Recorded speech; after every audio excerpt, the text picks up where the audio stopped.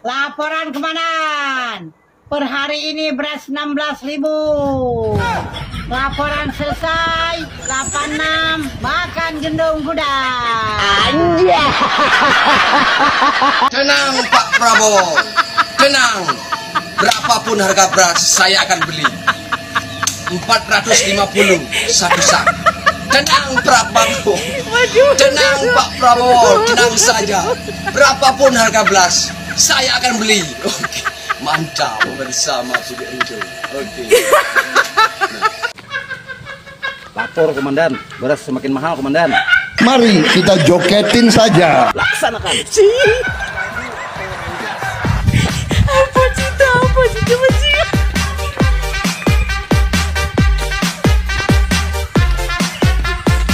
Apa?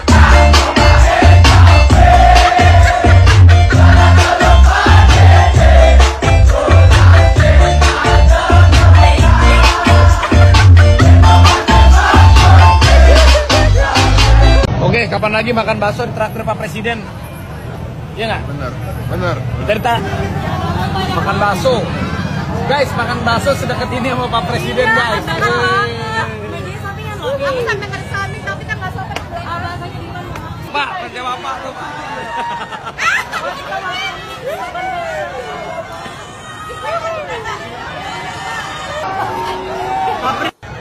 makan bakso yang katanya terkenal di sini ya. 2 hari nggak pernah masak saya. Makannya daun singkong.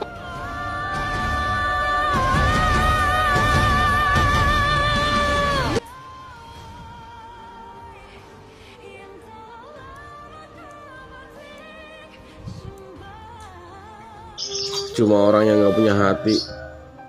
Ada VT Wibu sampai ditertawakan oleh pendukung sebelah. Luar biasa. Hatinya kemana? Kalau sampai ada juga yang menghina di VT gue ini, berarti nyata bahwa pendukung sebelah itu gak punya hati, gak punya perasaan. Kita lihat video yang kemarin beredar itu, ibu-ibu atau nenek-nenek itu 2 hari nggak makan nasi, makannya cuma daun singkong.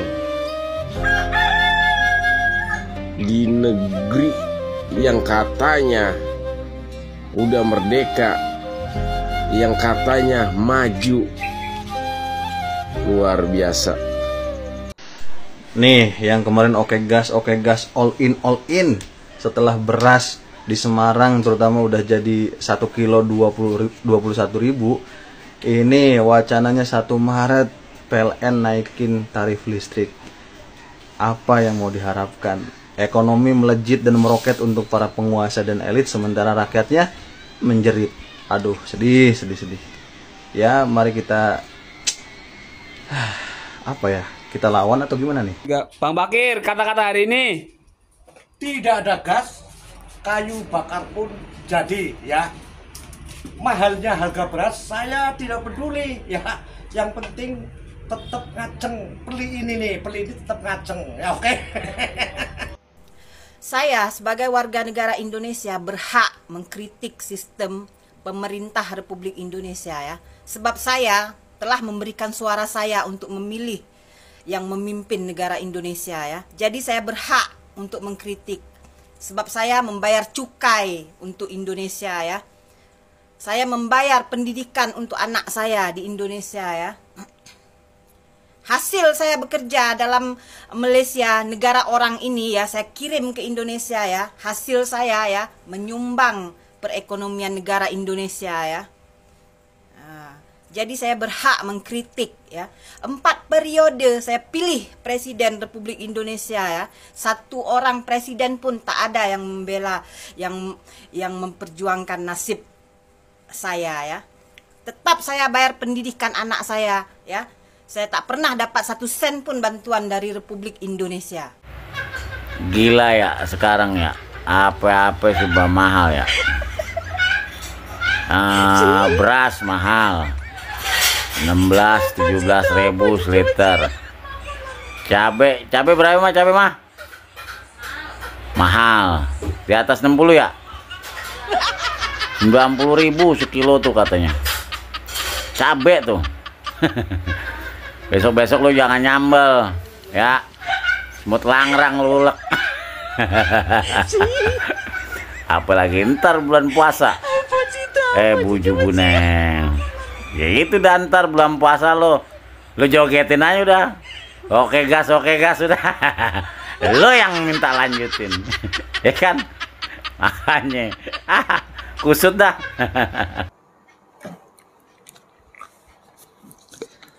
Halo guys, berapa harga beras di daerah kalian? Kalau di NTT harga beras saat ini mencapai 18.000 per rantang ya. Ya kalau di daerah Jawa atau daerah lain biasanya jual dalam bentuk kiloan guys ya. Tapi kalau kita masih dalam bentuk rantang ya, satu rantang biasanya masyarakat beli harga 15.000, tetapi sekarang sudah naik menjadi 18.000 ya. 15.000 itu pun masyarakat ngos-ngosan guys ya. Apalagi kalau naik harganya sampai dengan 18.000 ya. Itu malah semakin membebani ya. Kata pemerintah kita sih alasan kenapa beras itu berkurang ya karena ada badai El Nino ya. Ada cuaca yang kurang mendukung. Petani nanamnya itu terlambat ya.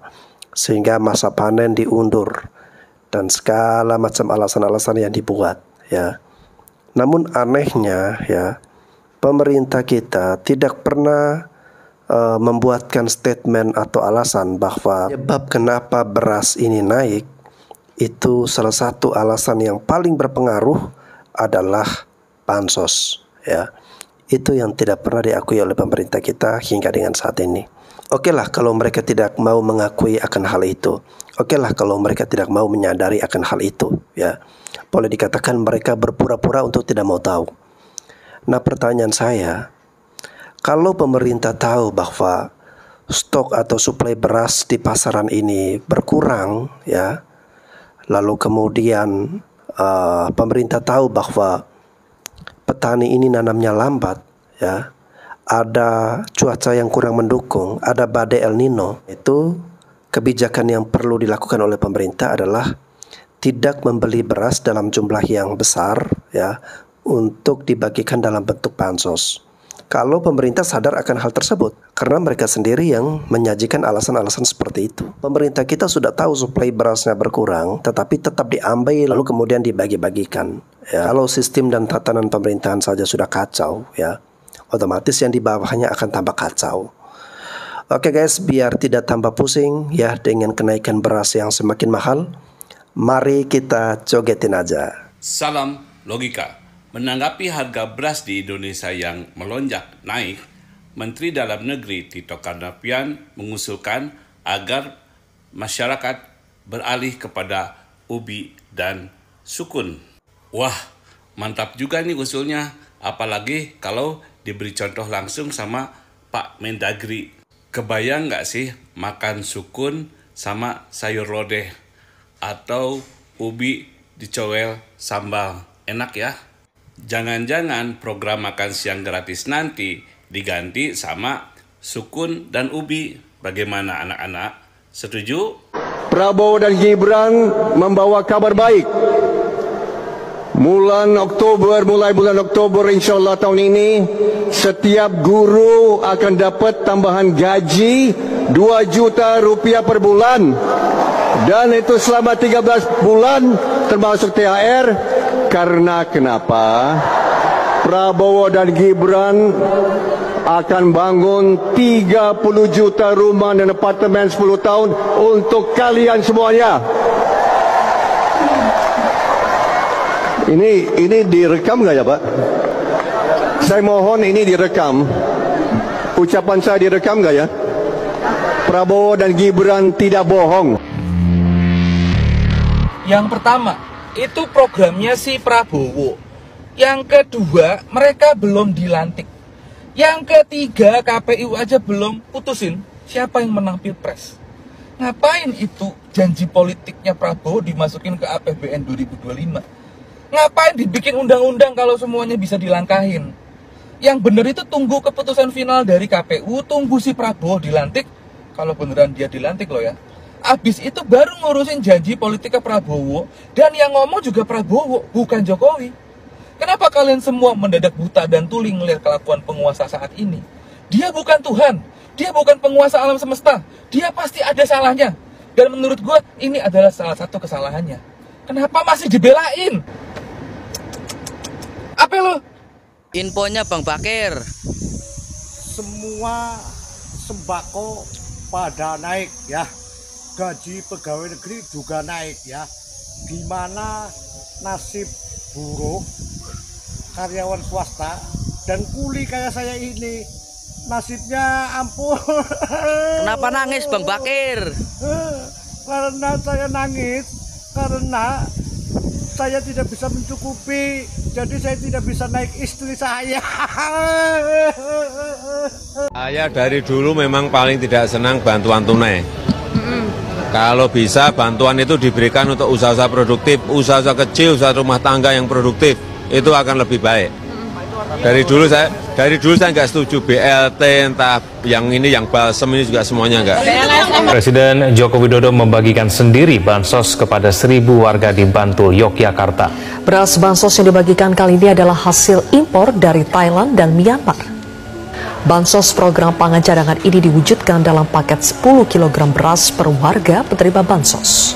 Bansos yang dibagikan pada 2 pekan jelang pemungutan suara ini merupakan bansos cadangan yang periodisasinya Januari hingga Maret 2024, namun dibagikan Presiden Jokowi langsung pada akhir Januari. Ini nanti akan diberikan bulan Januari, Februari, Maret. Setuju boten? Yang tidak setuju angkat tangan. Gimana bro? Coba dong satu pantun buat gue. Boleh nggak? Boleh ya. Ikan lohan, ikan gabus. Cakep. Direndam dulu baru direbus. Mantap. Supaya pembangunan maju terus, pinjam dulu 100. Pantesan utang Indonesia banyak. Kebanyakan minjem 100. Wah, parah lu bro. Bagi Anda yang merasa menang hari ini, saya ucapkan selamat. Tapi saya ingin mengatakan satu hal, bahwa Anda telah berkontribusi untuk memberikan kesempatan orang-orang itu berbagi kekuasaan. Bahkan akan saling berebut. Mereka akan saling memperebutkan juga harta bangsa ini, di mana yang mestinya dinikmati oleh rakyat. Dan Anda berkontribusi terhadap kekalahan demokrasi. Untuk sementara ini, semoga tidak menyesal di kemudian hari. Kau dengar ini ya, tidak ada orang yang sukses dengan makan gratis, tapi banyak orang yang akan sukses dengan pendidikan gratis. Halo, wong tani ora butuh susu gratis, ora butuh mangan gratis. Yang penting pupuke lancar. Internet gratis, iku sing dibutuhno petani ren. Trimo mangan yo mergawe, gak mergawe ora mangan.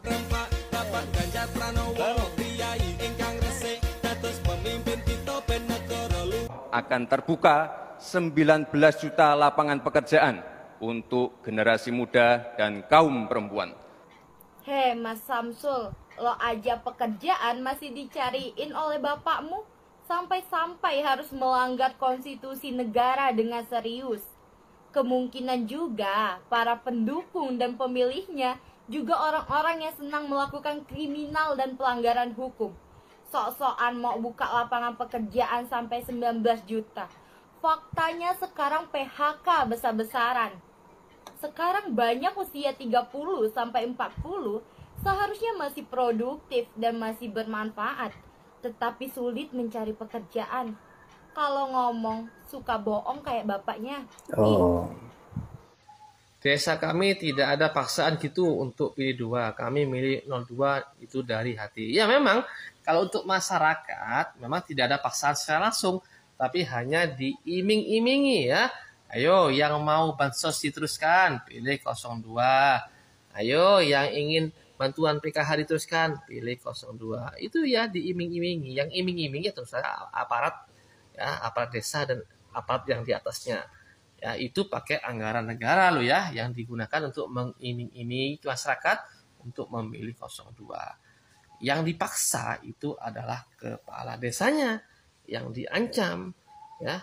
Kalau sampai di kampungnya tidak menang 02, maka awas, nanti akan diulik-ulik ya, dana desa yang digunakan nanti akan dikorek-korek sehingga bisa jadi tersangka ya, penyalahgunaan dana desa. Itu yang bikin Kalau Mas Bro wonge Pak Ganjar asli. Wis aku mbok kon melok liya-liyane ya wis emoh. Mati urip ya Pak Ganjar.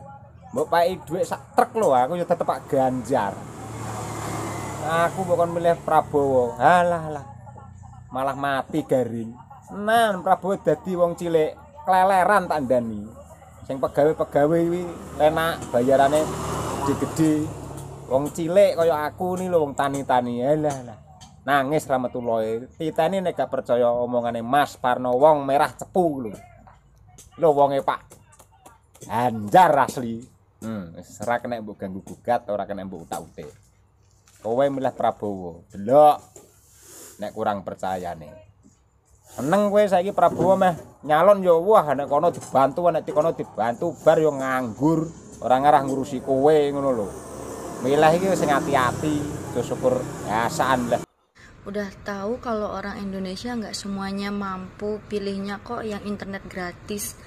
Konsepnya piye, banyak orang nggak mampu malah internet gratis. Dikiranya semua punya HP.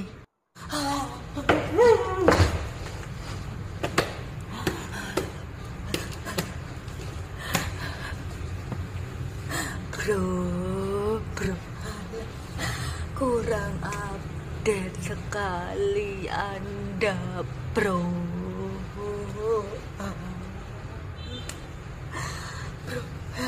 Ya, programnya Pak Ganjar internet gratis itu juga dapat HP gratis ya, buat para pemuda yang kreatif ya. Zaman sekarang zamannya gadget, zaman internet ya, nyari duit juga dari internet bro. Alah. Makanya update bro, ya Allah, Allah Gusti Allah. Karo kising pada nerima amplop bengi-bengi kayonge muka terjadine suara rintihan lagune Dalaila pada nangis muka 5 tahun ke depan ya, selawewu didol dadine suara rintihan, paham ora kok ya.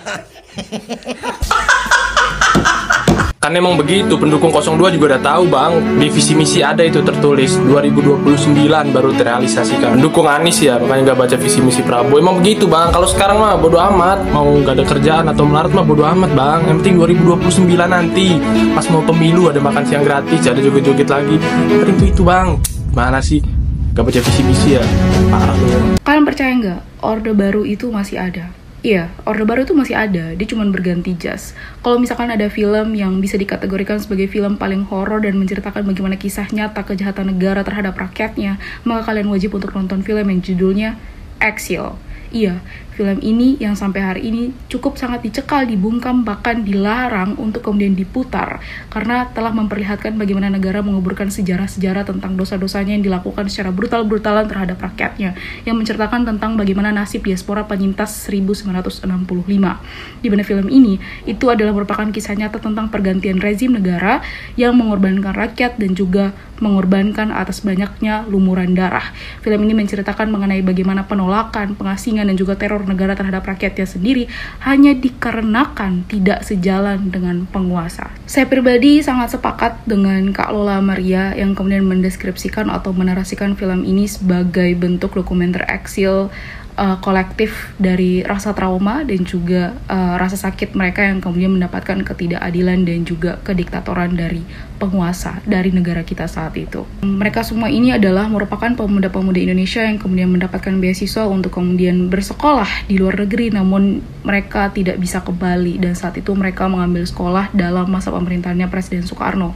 Namun saat peristiwa G30S, kemudian Soeharto naik tahta dan memimpin Indonesia yang kemudian kita kenal dengan Orde Baru, semua itu berubah secara drastis. Dan tahu bagaimana negara kita kemudian menarasikan sejarah mengenai PKI, komunis or something like that sebagai sesuatu yang sangat-sangat jahat dan benar-benar sangat dihindari.